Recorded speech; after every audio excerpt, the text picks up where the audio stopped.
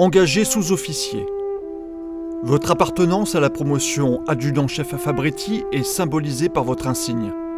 Cet insigne évoque le parcours et les valeurs de votre parrain.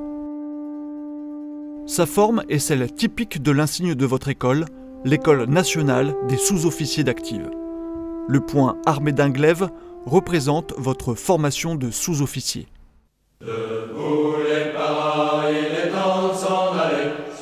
Votre insigne de promotion évoque le parcours de votre parrain. L'insigne du 6e bataillon de commandos parachutistes coloniaux et la fourragère, attribuée à titre individuel, illustre sa participation à tous les combats du régiment, récompensée par 2 citations.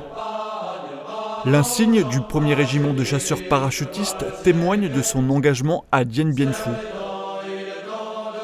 Le fond de l'insigne en bambou fait référence à l'insigne de l'ANAPI, Association nationale des anciens prisonniers d'Indochine, puisque votre parrain a été prisonnier dans le tristement célèbre convoi 42.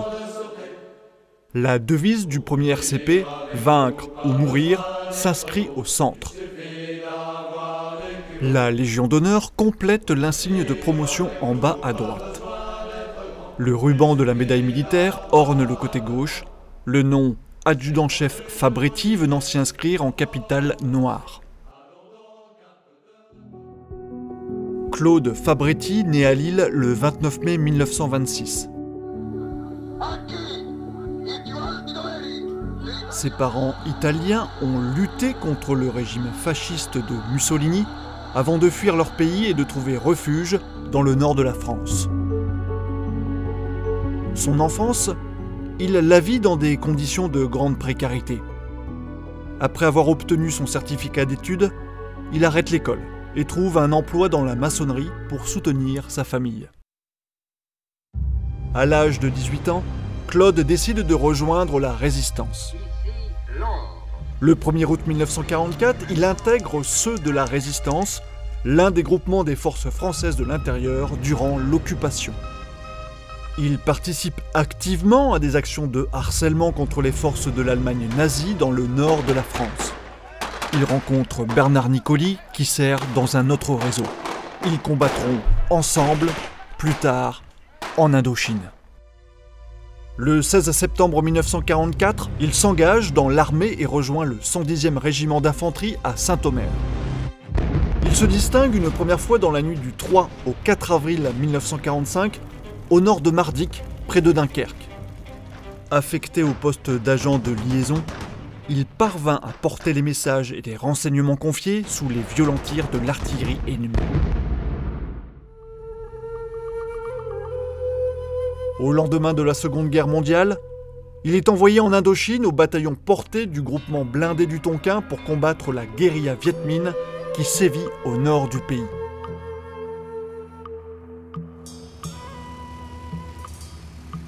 Le 14 janvier 1947, il se distingue au cours d'une mission de reconnaissance entre les villages de Dinlap et de Anka.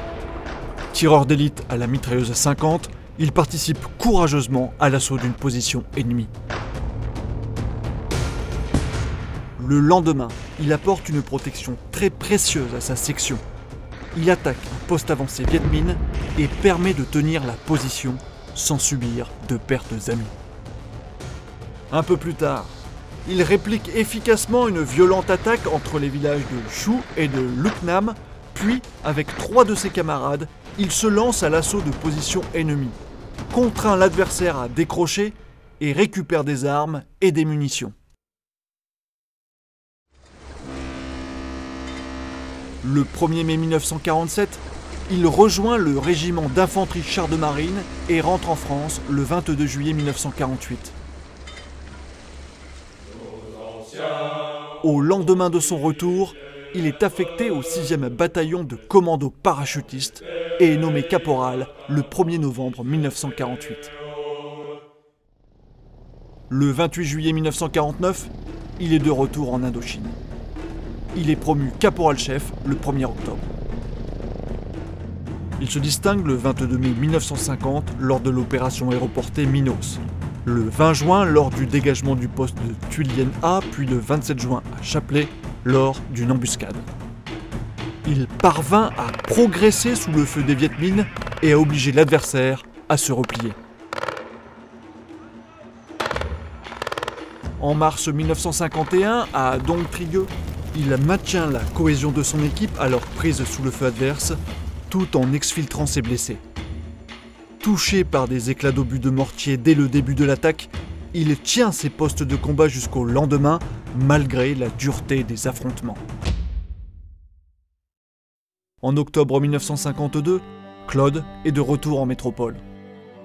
Il profite de ses permissions pour rendre visite à la famille de son ami de toujours, Bernard Nicoli, rencontré dans la Résistance.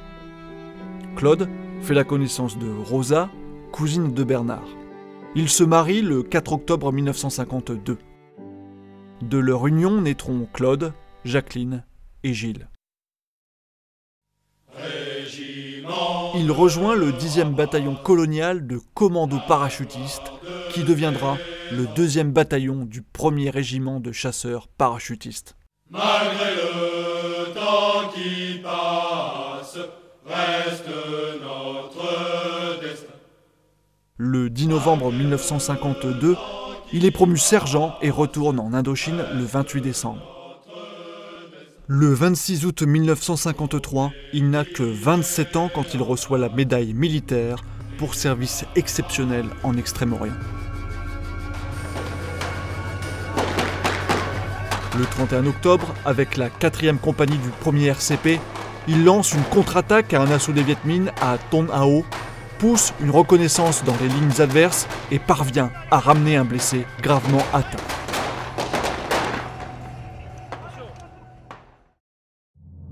Dans la nuit du 31 mars au 1er avril 1954, il est parachuté à Dien Bien Phu. À la suite d'une erreur de largage en parachute, il se retrouve aux prises directes avec les Viet Minh. Blessé, il rassemble ses hommes et par une manœuvre habile, il parvient à contourner le dispositif ennemi et à rejoindre les lignes amies. Promu sergent-chef le 1er mai 1954, il est cité à l'ordre de l'armée avec attribution de la Croix de guerre théâtre des opérations extérieures avec palme de bronze pour son action durant la bataille de Dien Bien Phu. Fait prisonnier lors de la chute du camp retranché de Dien Bien Phu, blessé, il affronte les interminables marches du tristement célèbre convoi 42. Il fait pourtant partie des 73 survivants sur les 400 soldats capturés.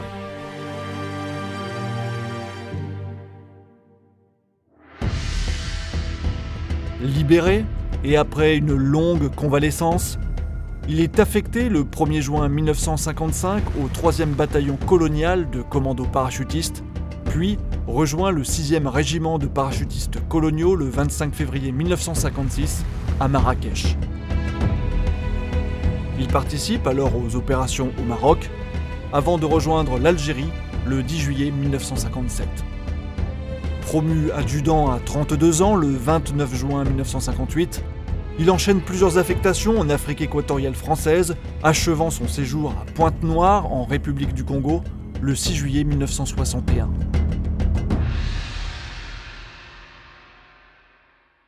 Promu adjudant-chef le 1er octobre 1961, il est affecté au 8e régiment de parachutistes d'infanterie de marine à Nancy. Le 21 juillet 1962, il est fait chevalier de la Légion d'honneur.